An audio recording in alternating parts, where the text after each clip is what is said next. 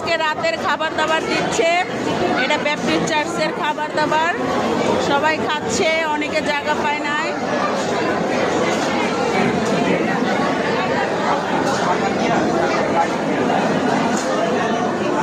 অনেক মানুষ হয়েছে, আজকে শেষ দিন।